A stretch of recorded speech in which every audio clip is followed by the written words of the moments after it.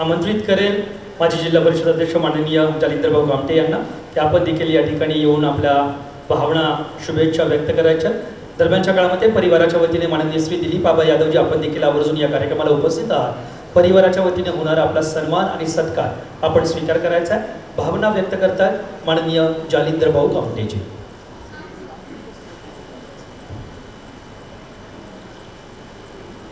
आजचे सरकार बोलते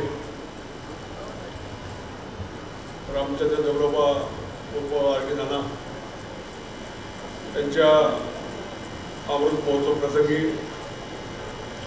उपस्थित लोकनेते आदरणीय दादा जाधवराव, माजी मंत्री विजय बापू शिवतरे, तालुक्याचे लोकप्रिय आमदार संजय जगताप, माजी आमदार अशोक भाऊ टेकवडे, ढेटे, डॉक्टर जगताप, बाबासाहेब जाधवराव, महोत्सव भाऊकर, आमचे मित्र सुधापा इंगळे, दिलीप यादव, उपस्थित सर्व दादांच्या वरती प्रेम करणारे कुटुंब, आपल्या मित्र मंडळी। खरं तर बाबूसाहेबांनी बाबासाहेबांनी दादांनी आपल्या आयुष्यामध्ये 75 वर्ष जगत असताना केलेलं काम त्यांचे 3 मुलं बाळासाहेब, संतोष, डॉक्टर प्रवीण,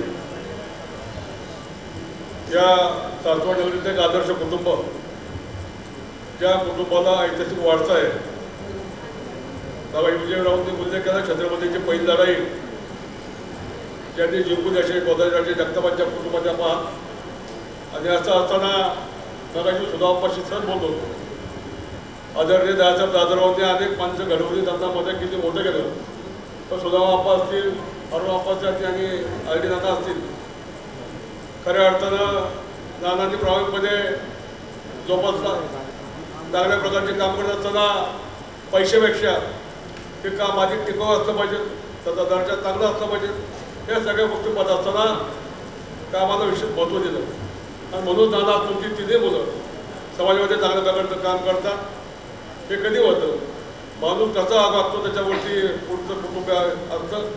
निश्चितपणे आपण जीवन जगत असताना व्यवसाय केला, अत्यंत हुशार बिनभाषी, परंतु खऱ्या अर्थानं प्रामाणिकपणा हा तुमचा मोठा चांगला गुण आहे।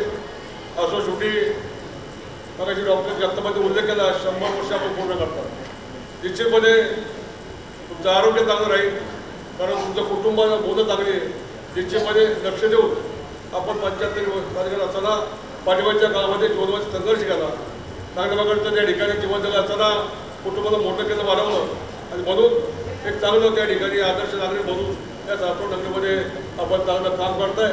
हे अधिक न बोलता तुमचं उर्वरित आयुष्य आरोग्यदायी राहो, तुमच्या हातून या सासवड नगरीची किंवा तुमच्या मुलांनी चांगल्या प्रकारचं सामाजिक काम करू अशी सदिच्छा व्यक्त करतो।